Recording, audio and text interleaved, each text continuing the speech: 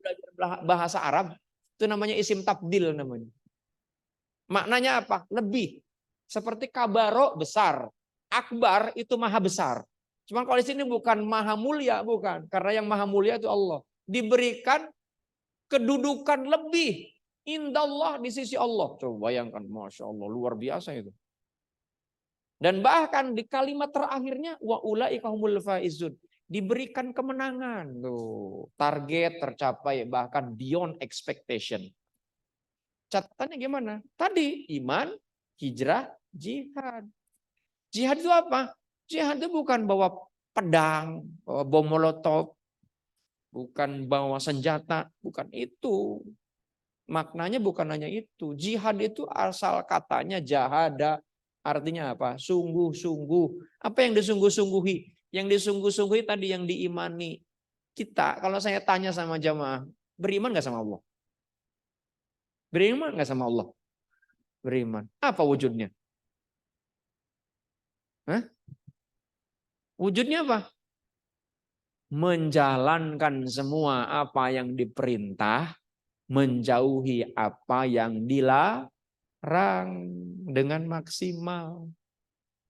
Itu wujudnya. Itu namanya apa? Definisi apa itu? Takwa. Buah dari iman itu takwa. Apa?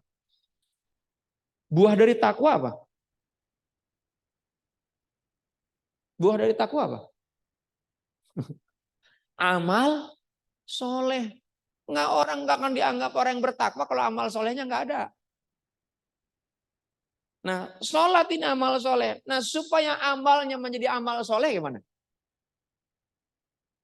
Kan amalnya ada dua. Ada amal soleh, ada amal salah.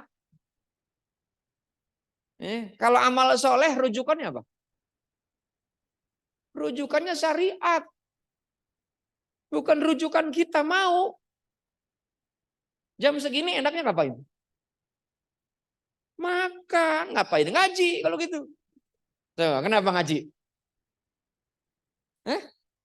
Kenapa ngaji? Ini yang tetap bertahan di sini. Kalau yang lain sih bubar, saya lagi makan kayaknya. Ada yang milih tidur, ya nggak apa-apa, itu pilihan kan. Kenapa ngaji? Tetap bertahan di sini, kenapa? Cari ilmu. Ya kenapa cari ilmu? Harus dicari ilmu. Supaya kita nih tahu cara supaya kita bisa bertakwa. Ilmu itu adalah ngasih cara, Pak. Ilmu itu ngasih tahu cara. Maka kalau kemudian langsung ke cara, tidak didasari dengan iman, bahaya gak? Bahaya. Ayat Al-Qurannya itu ada, Pak. Yarfa'illahu ladina amanu minkum, baru walladina utul ilma. Baru ujungnya daroja. Sekarang ini banyak, Pak. Apalagi era kemajuan teknologi. Era pesatnya ilmu pengetahuan saat ini, Pak. Tapi apa yang terjadi, Pak? Lihat, penipuan sangat mudah kita temukan. Sekarang ini mohon maaf Pak. Yang namanya keperawanan saja, Pak, itu bisa direkayasa, Pak. Iya kan? Ada laki-laki bisa berubah jadi perempuan dengan teknologi, Pak. Coba bayangkan kalau nggak diiringi dengan syariat, Pak. Bahaya nggak? Bahaya, Pak. Badan supaya kelihatan atletis, Pak. Sekarang pakai teknologi bisa tanpa olahraga, Pak. Tapi bahaya nggak? Bahaya. Kenapa? Karena nggak ikutin hukum alam. Sekarang kalau tentang ilmu, Pak, kita kalah sama mesin, Pak. Namanya artificial intelligence. Kita kalah, nyari Quran aja nggak perlu ngapalin, Pak. Itu yang hafiz aja bisa kalah, Pak. Persekian detik langsung dibuka, 30 juz keluar itu. Bahkan bisa 60 juz tuh. Betul gak? Oh iya, makanya jangan sombong yang pinter, Pak. Kalah sama mesin, Pak. Yang IQ yang cerdas, IQ-nya paling cerdas itu berapa sih? Yang dianggap paling cerdas itu yang IQ-nya berapa? Di atas 200 kan. Kalau AI, Pak, itu di atas 1.500, Pak. Bahkan lebih. Ada nggak manusia yang kecerdasannya atas 1.500? Nggak ada, Pak. Jadi jemaah yang dimuliakan Allah Subhanahu wa taala, lihat. Amal itu yang dianggap amal soleh itu harus pakai ilmu. Dan orang ketika amal soleh ngikutin syariat, itulah yang disebut dengan akhlak. Ya. Akhlak itu kan sudah saya sampaikan. Ini saya ulang lagi. Mudah-mudahan tetap yang hadir di sini adalah yang waktu pertama tetap hadir. Kemudian pertemuan kedua tetap hadir. Sehingga memang diulang-ulang sengaja. Kalau nggak diulang-ulang lupa. Kita ini tempatnya lupa. Makanya sholat kenapa diulang-ulang. Supaya kita ini nggak ada titik celah sedikit pun untuk setan masuk ke dalam pikiran dan perasaan kita. Semuanya itu diulang, Pak. Lihat, ibadah kita ini diulang. Nggak ada yang nggak diulang. Ada yang diulang setiap detik. Apa? Ibadah yang diulang setiap detik. Apa? Zikrullah. Zikrullah itu nggak boleh, Pak. Lengah. Ngedip aja pada doa, Pak. Itulah ajaran Islam, Pak. Lihat, ke kamar mandi ada doa gak? Keluar kamar mandi ada doa gak? Di dalam kamar mandi ada doanya gak? Ada. Kita bercermin ada doanya. Nyisir ada doanya. Pakai baju ada doanya. Melepas baju ada doanya. Mau makan. Melihat makanan aja doanya. Apalagi mau makannya. Ada doanya. Selesai makan ada doanya. Deketin istri ada doanya. Selesai ada doa. Ini enggak. Udah enggak tahan. Main gabrug aja. Akhirnya apa? Itu anaknya jadi aset, Pak. Tahu aset? Anak setan, Pak.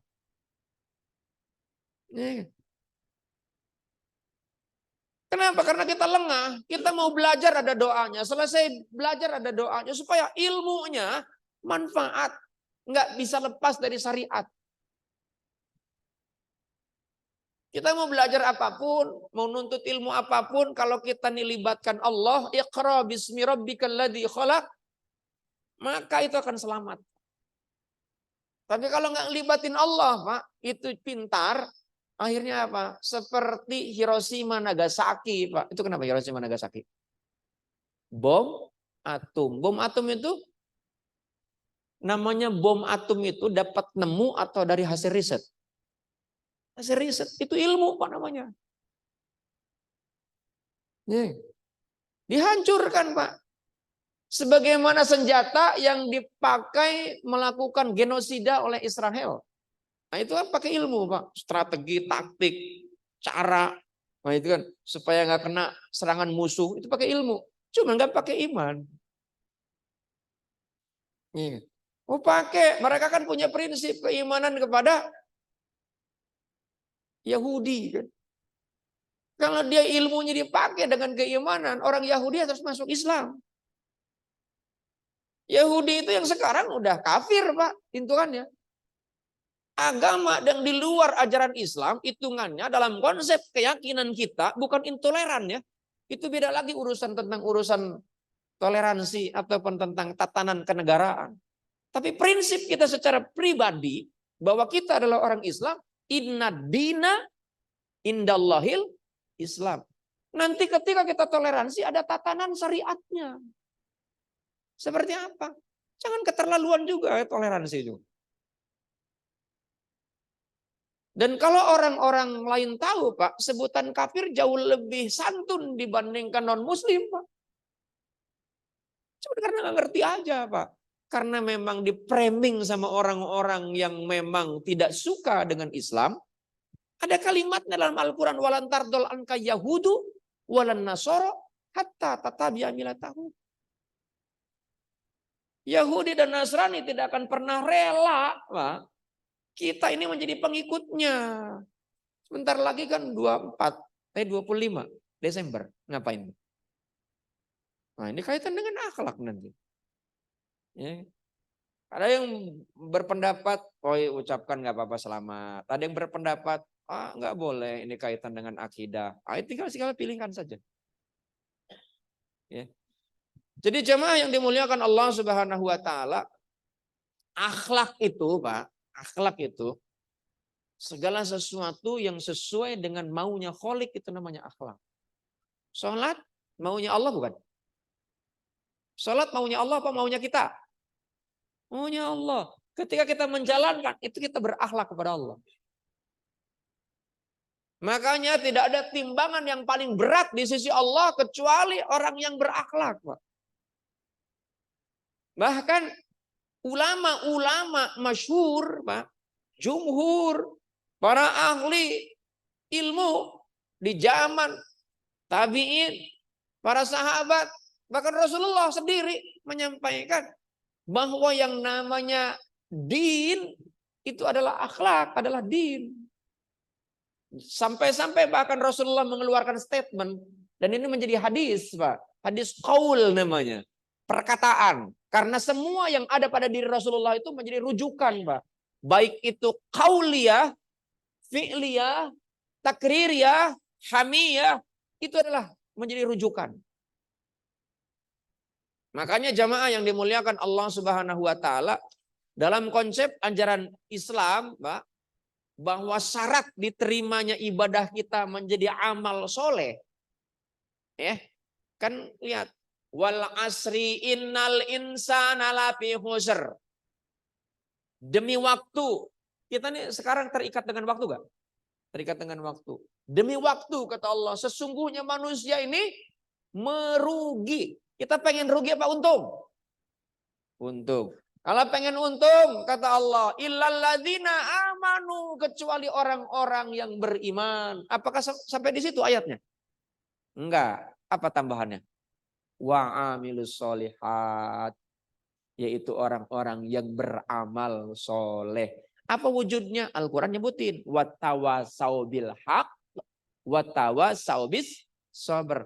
Makanya hari ini usaha saya, ikhtiar saya supaya jadi kategori soleh, bukan merasa soleh.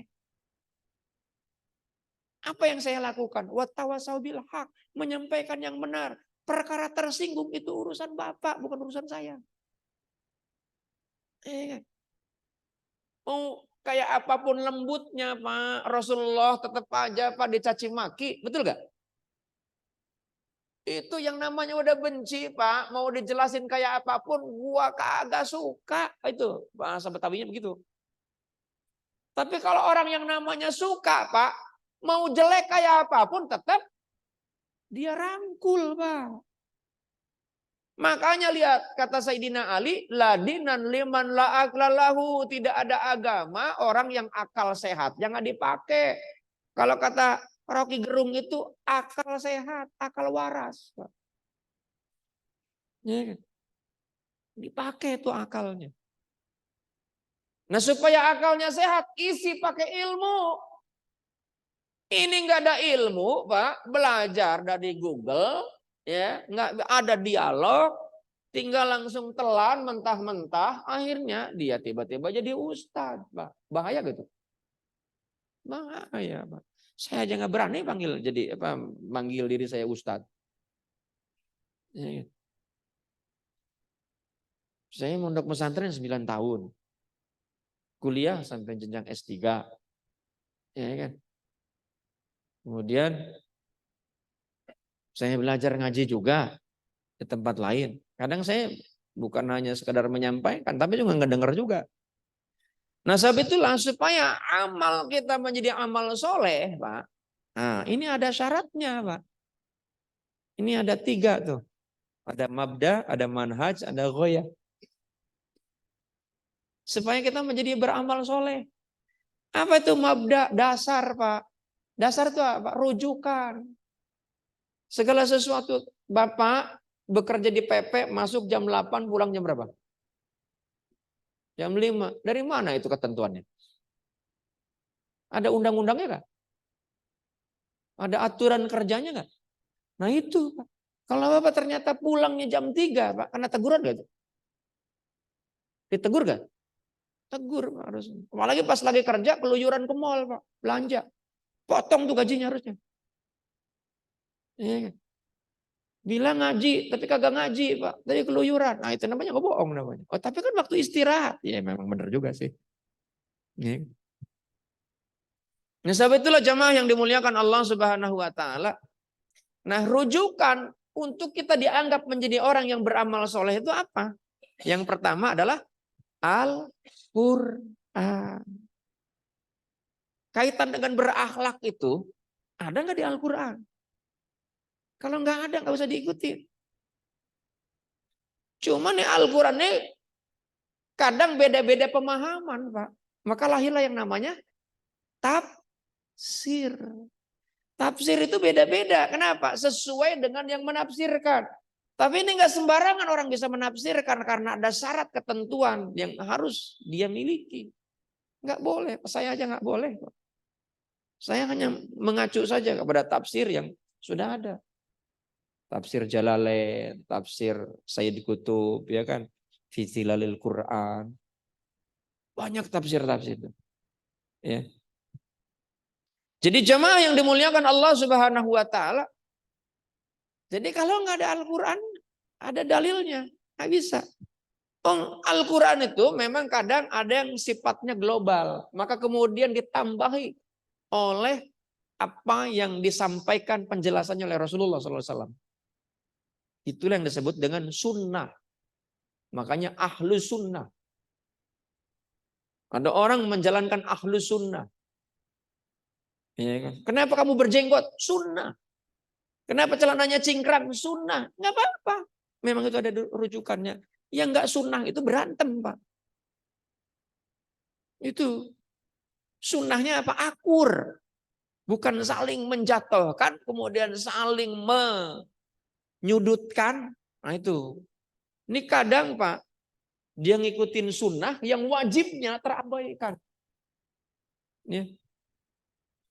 Jadi jemaah yang dimuliakan Allah Subhanahu wa taala, ketika tidak diketemukan di Al-Qur'an ya, karena Al-Qur'an bersifat sangat global, maka Rasulullah berstatement, kalau langsung ke sana ya. Ini saya keluarin semua deh. Sunnah Nabi ya. Cuma kalau sunnah karena berkembangnya kondisi waktu dan zaman, Pak. Ada yang memang zaman Nabi nggak ada, zaman sekarang ada. Namanya apa tuh? Bid'ah. Ya, namanya bid'ah. Jadi kalau misalnya menggunakan kalimat kulu bid'ah dolalah wa kulu dolalah finnar, maka kalimat itu sangat jelas. Setiap bid'ah itu adalah sesat dan setiap kesesatan itu ahli neraka. Maka kalau kemudian mengacu dengan kalimat itu semuanya bid'ah, yang tidak dilakukan zaman Nabi. Tapi definisinya nggak begitu. Maka ulama ada yang memberikan penjelasan, ada yang bid'ah hasanah, ada bid'ah sayyi'ah. Contoh, habis sholat ada orang salaman. Boleh nggak? Boleh. Habis sholat main handphone, boleh nggak? Boleh. Bagusan mana salaman dengan main handphone? Nah, tapi ada orang yang kemudian diajak salaman, dia tarik, tapi dia main handphone tetap dilakukan. Ngakunya ahlus sunnah. Dan dia nggak mau ngaji dengan kelompok lain, Pak. Dia ngajinya hanya dengan kelompoknya. Kalau bukan kelompoknya nggak mau, Pak. Dianggapnya, wah ini adalah pelaku bid'ah. Padahal wajah dia pun bid'ah, Pak. Gitu. Jadi jemaah yang dimuliakan Allah Subhanahu wa taala, makanya harus pakai akal waras. Gitu. Sehingga kita tidak mudah terprovokasi, tidak mudah kita menyalah-nyalahkan orang lain. Kan boleh, Pak. Habis sholat kita pergi ke toilet, boleh gak?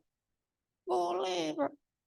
Tapi kan ada yang namanya akal itu, Pak, dikasih oleh Allah untuk berpikir. Berpikir untuk apa? Berpikir yang baik. Ya.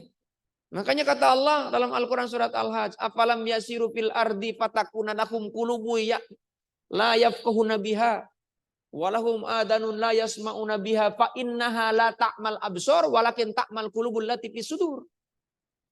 Bukankah engkau diperjalankan di atas muka bumi, engkau diberikan hati yang dengan itu engkau bisa memahami. Engkau diberikan telinga yang dengan itu engkau bisa mendengar. Engkau diberikan mata yang dengan itu engkau bisa melihat. Tapi kata Allah, fa innaha la ta'mal absor walakin ta'mal qulubul lati fis sudur. Sesungguhnya yang buta itu bukan mata yang di kepalamu, tapi yang buta itu adalah hati yang ada di dalam dadamu. Maksudnya apa? Hati ini nggak pernah bohong, Pak. Maka ada dalil yang bisa dipergunakan ketika ada Al-Quran, Sunnah, ya, tapi ternyata masih kurang jelas. Maka kemudian ada pemikiran, tapi pemikiran bukan pemikiran sembarangan orang, Pak. Pemikiran ulama. Itu namanya ijma, Pak. Ijma itu adalah pemikiran-pemikiran yang digabungkan, Pak. Namanya konsensus namanya. Ya, pendapat nih, setuju nggak? Setuju nggak? Setuju nggak? Setuju nggak? Setuju nggak? Ayo. Tapi nggak sembarangan, bukan hanya setuju-setuju aja. Selain ijma, Pak, ada yang namanya sesuatu yang dianalogikan, Pak. Namanya kias. Zaman Nabi ada nggak pil KB? Ada nggak? Dalilnya ada nggak pil KB? Nggak ada, Pak. Suntik vaksin ada nggak zaman Nabi? Nggak ada, Pak.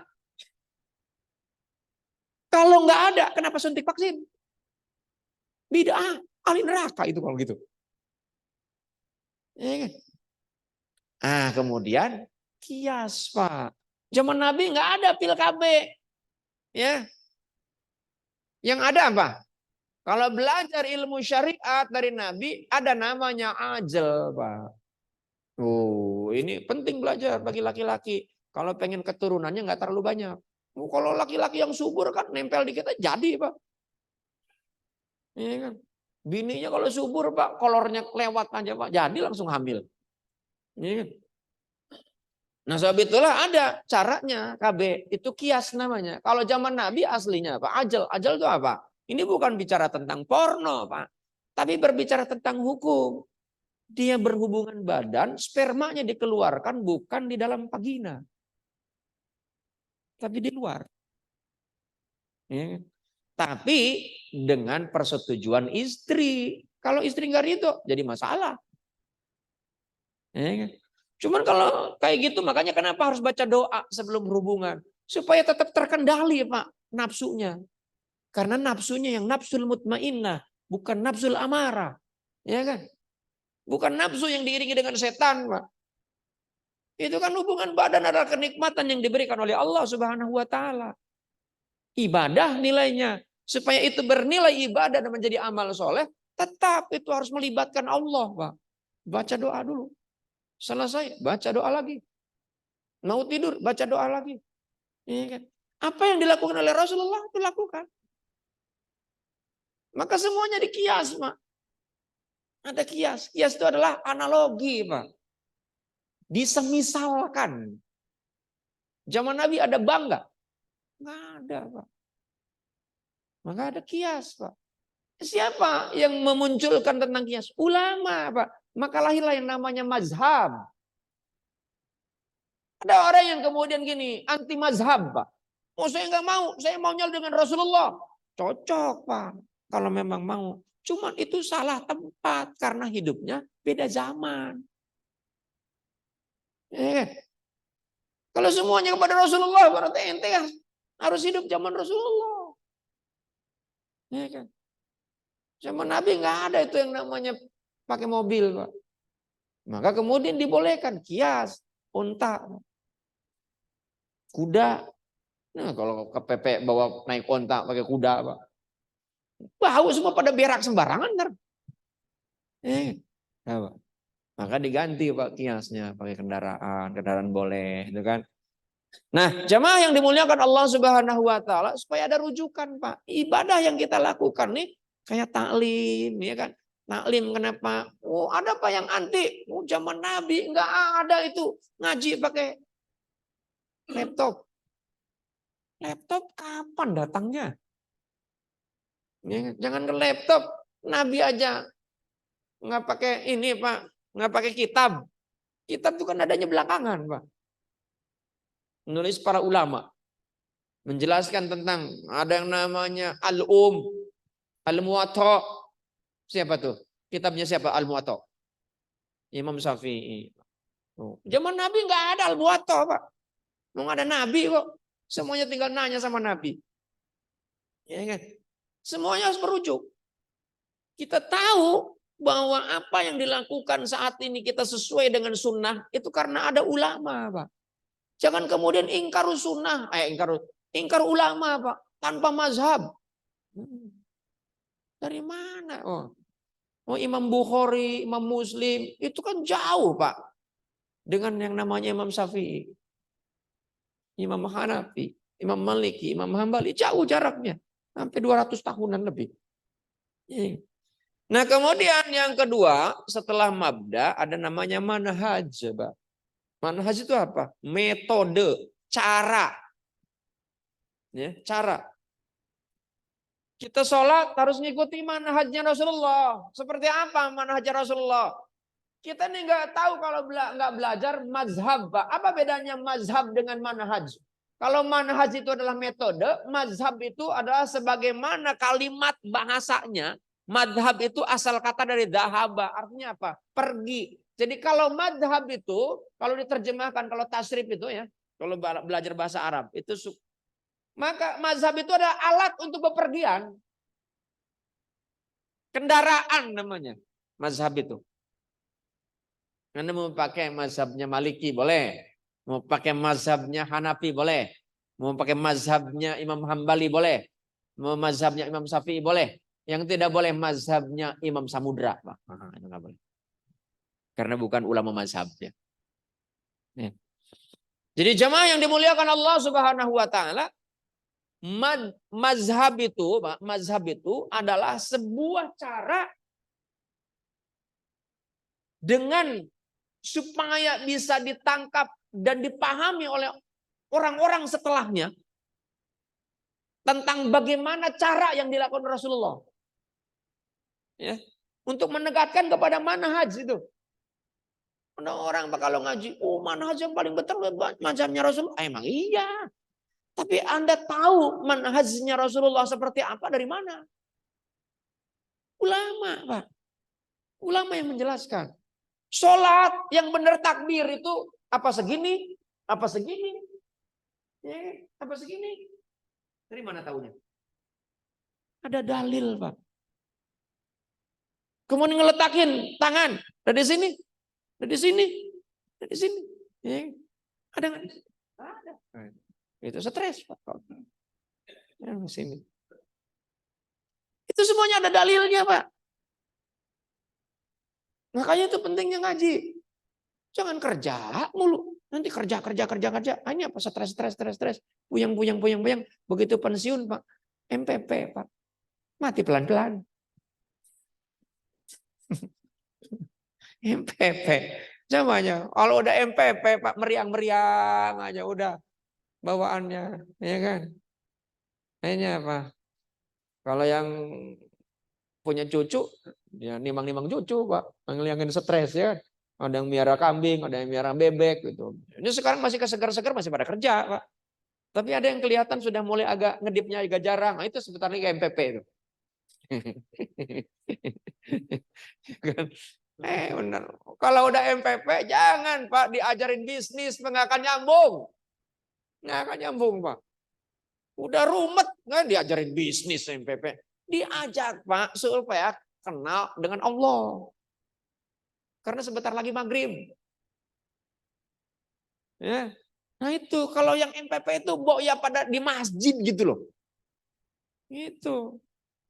Jangan pergi kemana-mana. Ini ya sholat langsung pergi aja. Ini. Ya kan? Kirain kalau direksi ada di sini pada kumpul. Yang nggak ada direksi kagak, Pak. Aduh, nih bentar saya suruh datang Pak Dirut sini deh. Ya kan? Supaya wajib dia pengajian ini.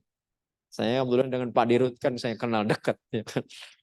Jemaah yang dimuliakan Allah Subhanahu wa taala.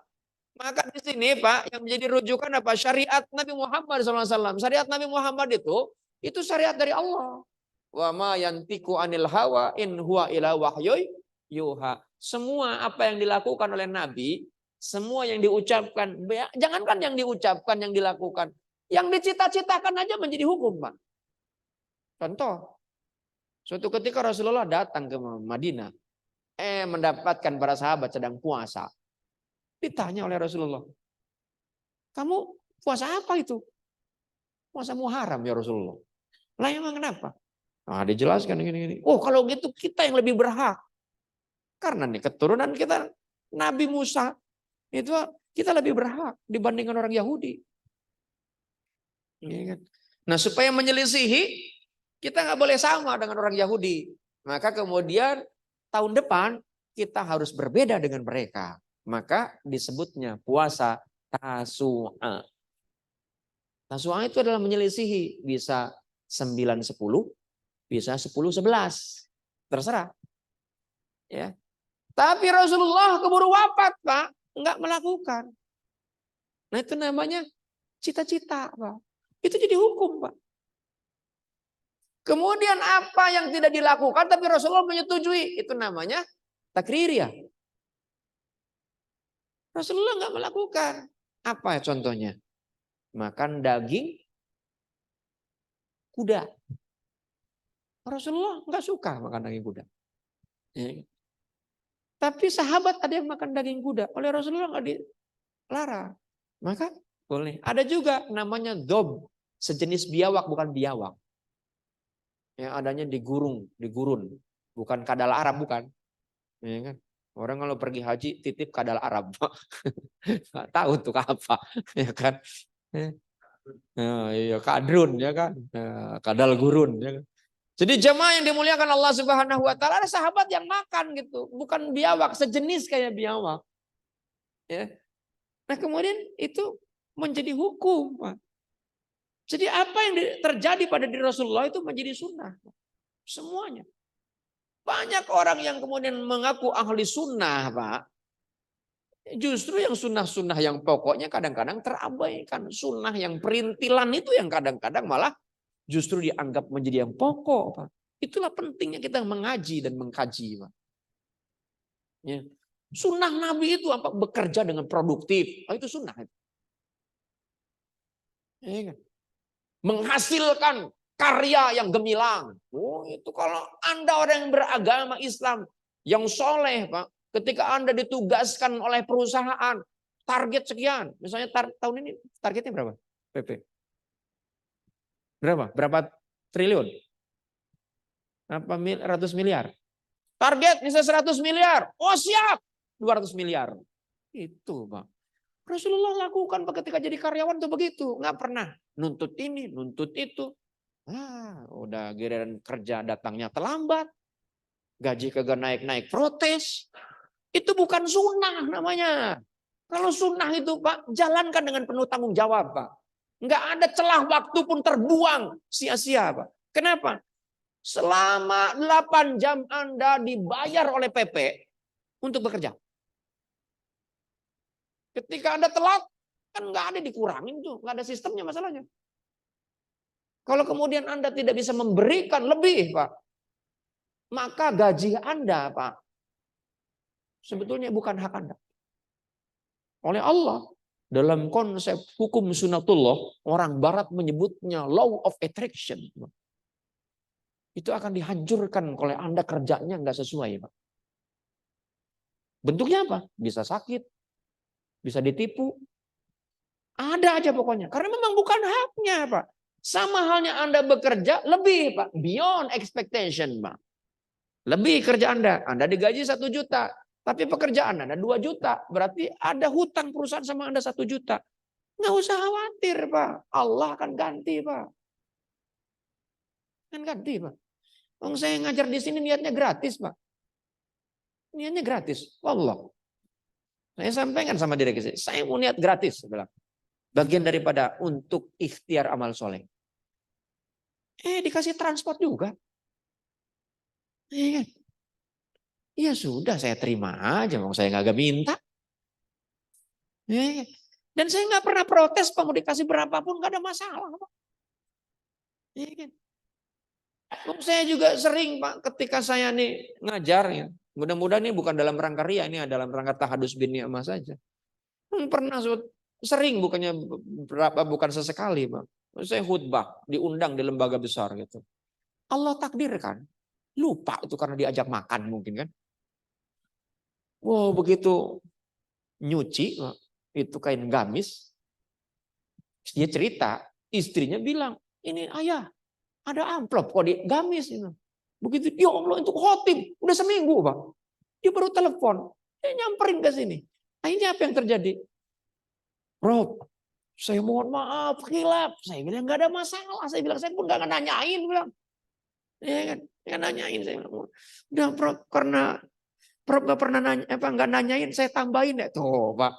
Ya kan, coba kan, nanya, tambahin. Coba. Saya ngajar yang zuhur kayak gini di PLN karena saya dulu ex PLN Pak. Saya 9 tahun kerja di PLN. Maka bagian daripada saya tanggung jawab pada PLN, saya ngajar juga rutin. Cuman kalau mereka tuh ngasih transport, ditransfer. Saya nggak pernah nanyain. Ada yang sampai 3 bulan Pak. Dia baru ingat, ya Allah, saya lupa Ustadz katanya. Ya nggak apa-apa saya bilang. Ya udah karena ini lupa 3 bulan, saya tambahin deh. Jadi 3 bulan lagi, jadi 6 bulan. Ini beneran bukan bohongan Pak. Siapa tahu kedengeran sama DKM jadi ditambahin juga karena saya bilang ujung-ujungnya begitu juga. Ya kan? Jadi jamaah yang dimuliakan Allah Subhanahu Wa Taala, balik lagi bahwa cara yang kita lakukan ibadah itu nggak boleh Pak lepas dari apa yang dicontohkan Rasulullah. Dari mana kita tahunya? Ya dari ulama. Ya.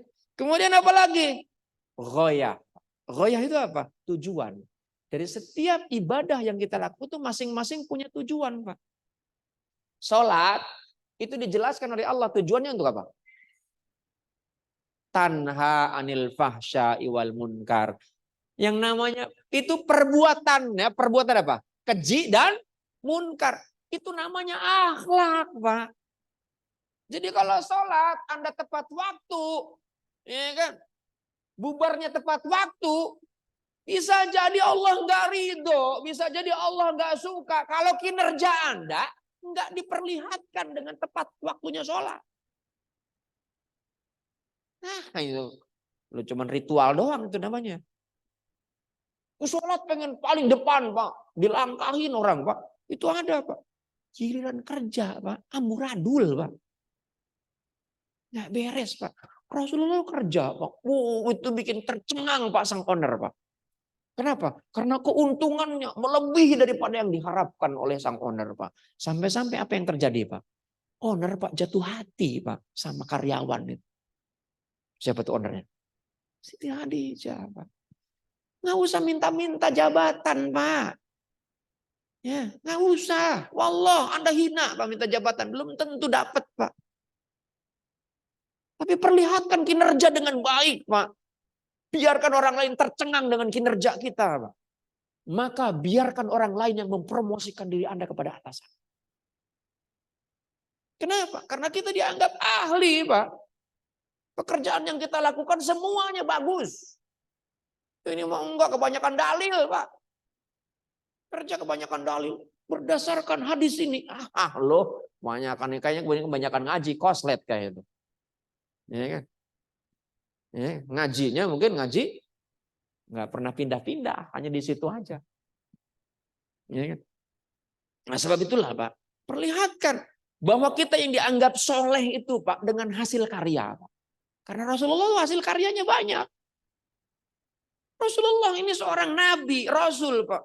Ngangon kambing, jualan, berniaga. Rasulullah tuh udah segala bidang Pak. Jadi presiden juga, jadi menteri juga, jadi ayah juga, jadi anak juga. Semuanya gemilang Rasulullah Pak. Nggak ada yang nggak gemilang Pak. Jam 1 nih. Ya, nggak boleh lewat dari jam 1. Ada yang mau nanya nggak? Alhamdulillah. Saya harapan saya ada yang nanya. Ini nggak ada yang nanya. Apa yang saya sampaikan ketangkep nggak? Tangkap ya. Mudah bisa diterapkan dalam dunia kerja. Jadilah kita menjadi insan yang soleh. Sehingga nanti dengan hasil karya yang kita tinggalkan di sini kelak menjadi kebanggaan di hadapan Allah. Bahwa dulu saya pernah bekerja di PP dan bisa menghasilkan karya yang terbaik di PP ini. Maka lakukan yang terbaik supaya Allah itu mencatat kita sebagai amal soleh. Bukan atasan kita. Karena atasan kita pun atas genggaman Allah, Pak. Ya, karena di BUMN itu ada, Pak. Jadi direksi salah SK, Pak. Ya kan? Cuman hanya 3 hari, Pak. Mau saya pernah ketemu direksi salah SK, jadi direksi cuma 3 hari. Nah, kenapa? Salah nama, Pak. Rupanya. Udah syukuran, Pak. Coba. Syukuran tuh biaya kan. Ternyata salah SK, Pak. Stres gitu. Stres, Pak. Nah, jangan sampai itu terjadi di PP, Pak. Ya. Mudah-mudahan apa yang Allah berikan kepada kita saat ini menjadikan sebagai sarana untuk kebaikan kita, dan mudah-mudahan menjadi sarana Allah ridho dengan apa yang kita lakukan, dan kelak di akhirat kita bisa berjumpa dengan Allah Subhanahu wa taala dan Rasulullah Muhammad sallallahu alaihi wasallam. Al-Fatihah. A'udzubillahi minasyaitonir rajim. Bismillahirrahmanirrahim. Alhamdulillahirabbil alamin arrahmanir rahim maliki yaumiddin.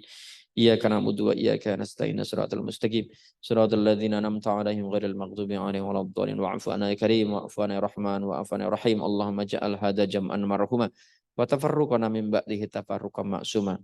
Allahumma ansur li ikhwanil muslim wal mujahidin fi Palestin.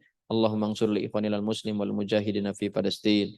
Allahumma ansur li ikhwanil muslim wal mujahidin fi Palestin. Wa fi kulli makan wa fi kulli zaman.